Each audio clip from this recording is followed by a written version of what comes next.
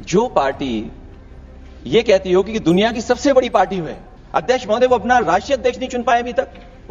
अध्यक्ष महोदय भारतीय जनता पार्टी क्या है? जी, मैं अखिलेश जी ने बहुत हंसते हंसते कहा है, इसको हंसते हंसते जवाब देना।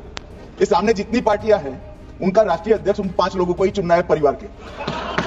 हमें माननीय अध्यक्ष जी करोड़ों सदस्यों में से 12-13 करोड़ सदस्य प्रक्रिया कर चुनना है तो देर लगती है, आपके यहां जरा भी देर नहीं लगेगी। मैं कह देता हूं अभी 25 साल तक आप अध्यक्ष हो जाओ, नहीं बदल सकता। नमस्कार दोस्तों, संसद भवन में चर्चा के दौरान अखिलेश यादव और गृह मंत्री अमित शाह की जोरदार तरीके से भिड़ंत हो गई। ऐसी भिड़ंत हुई है दोस्तों कि अखिलेश यादव ने बीजेपी पर खड़े खड़े प्रहार कर दिया और ऐसा प्रहार किया कि संशोधन वाले बिल के बीच सदन के अंदर गर्मा गर्मी का माहौल देखने सुनने को मिला। अमित शाह को उठकर खड़ा होना पड़ा और फिर अखिलेश यादव की बातों का जवाब देना पड़ा। ये सब कुछ आज वक्फ संशोधन विधेयक बिल पेश करने के दौरान जो है सदन के अंदर देखने सुनने को मिला है। जमकर हंगामा, जी हाँ, जमकर हंगामा और हंगामे के बीच अखिलेश यादव और अमित शाह की नोक झोंक की तस्वीर निकलकर सामने आई है। दोस्तों, इस वक्त की बड़ी जानकारी, बड़ी खबर आपको दे दूं कि कैसे भरे सदन के अंदर जब अखिलेश यादव बोलना शुरू किए तो अमित शाह उस बात से इतना ज्यादा परेशान हो गए कि उठ खड़े हुए और उठकर अखिलेश यादव को जवाब देने लगे। दरअसल दोस्तों, आपको बता दूं कि लोकसभा में आज वक्फ संशोधन बिल को लेकर चर्चा हो रहा है। इस दौरान समाजवादी पार्टी के मुखिया अखिलेश यादव ने भाजपा अध्यक्ष के चुनाव में हो रही देरी पर तंज कसा। अखिलेश ने कहा कि भाजपा में एक मुकाबला चल रहा है कि कौन बड़ा है।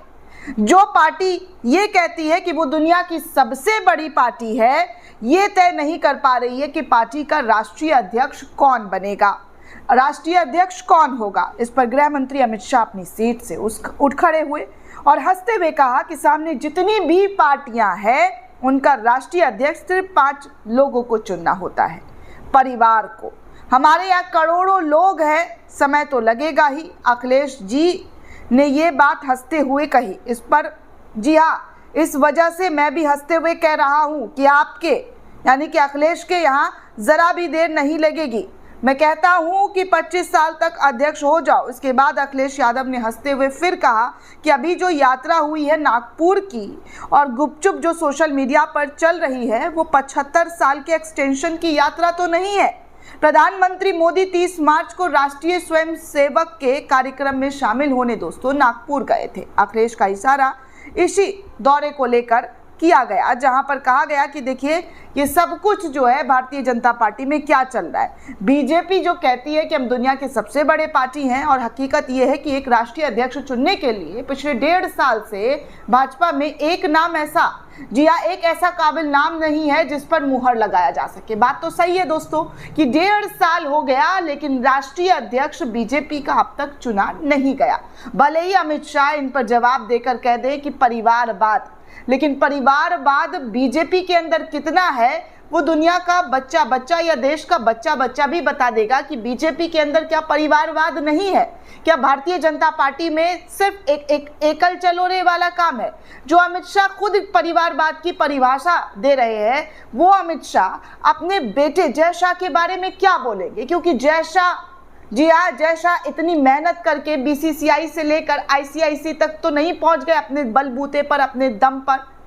तो बीजेपी में है और बीजेपी में इस वक्त क्या है और क्या नहीं है ये देश और दुनिया सब जान रहे हैं कि बीजेपी वो पार्टी है जो हर चीज पर, जी हाँ, उन पर हर आरोप लगता है कि हर चीज पर अपने फायदे का ही सौदा करती है, नफा नुकसान देखकर ही वो काम करती है। और ऐसे में अब तक बीजेपी के अध्यक्ष का चुनाव ना हो पाना ये बहुत बड़ा सवाल इस वक्त देश का भी है और लोगों का भी है कि भाई आखिर चल क्या रहा है बीजेपी में। और करोड़ों लोगों में सबसे ताज्जुब की बात है कि अमित शाह ने कहा करोड़ों लोगों में चुनाव करना होता है, चयन करना होता है। तो अब देखना ये होगा दोस्तों कि बीजेपी का जो राष्ट्रीय अध्यक्ष चुनना जा रहा है, जो बीजेपी की तरफ से करोड़ों लोगों का नाम जो है उनके सामने है, किस आम लोगों को, कौन से एक आम कार्यकर्ताओं को इस पद पर बिठाया जाता है, वो फेमस वाला नाम छोड़कर, क्योंकि करोड़ों लोगों का नाम जिक्र किया है ना इन्होंने। तो अब देखना ये दिलचस्प होगा कि कौन से आम कार्यकर्ता को बीजेपी के अध्यक्ष पद पर बिठाया जा सकता है या बिठाया जाएगा, ये देखना दिलचस्प होगा। दोस्तों आपको बता दूं कि जेपी नड्डा 5 साल से बीजेपी के राष्ट्रीय अध्यक्ष हैं। भारतीय जनता पार्टी के संसदीय बैठक बोर्ड में जो चर्चा हुई थी और 5 साल से जेपी नड्डा को ही राष्ट्रीय अध्यक्ष बनाया हुआ है। 2019 में अमित शाह के गृह मंत्री बनते ही जेपी नड्डा को बीजेपी का कार्यकारी अध्यक्ष बना दिया गया था और 6 महीने बाद 20 जनवरी 2020 को वो सर्वसम्मति से राष्ट्रीय अध्यक्ष चुने गए थे। नड्डा का कार्यकाल जनवरी 2023 में खत्म हो गया था, लेकिन इसे 2024 लोकसभा चुनाव तक बढ़ा दिया गया और बढ़ाते बढ़ाते 2025 आ गया है। 25 में भी 203 महीने निकल चुके हैं, चौथा महीना चल रहा है। लोकसभा चुनाव के बाद जेपी नड्डा कैबिनेट मंत्री बन गए, फिर महाराष्ट्र, हरियाणा जैसे राज्यों के चुनाव के कारण नए अध्यक्ष का चुनाव लटक गया है। बीजेपी के संविधान के मुताबिक अगर मैं बात करूं तो राष्ट्रीय अध्यक्ष का चुनाव तभी कराया जाता है दोस्तों जब देश के कम से कम आधे राज्यों के प्रदेश अध्यक्षों का चुनाव हो जाता है। बीजेपी के संविधान के मुताबिक अगर मैं बात करूं तो कोई व्यक्ति लगातार 2 टर्म के लिए अध्यक्ष चुना जा सकता है, लेकिन रिपोर्ट्स के मुताबिक बीजेपी जेपी नड्डा की जगह नया पार्टी अध्यक्ष चुनेगी। इसको लेकर अभी तक एक राय एक मत हुआ ही नहीं है, जिसको लेकर आज सदन के अंदर भी गर्मागर्मी जो है वो देखने सुनने को मिला।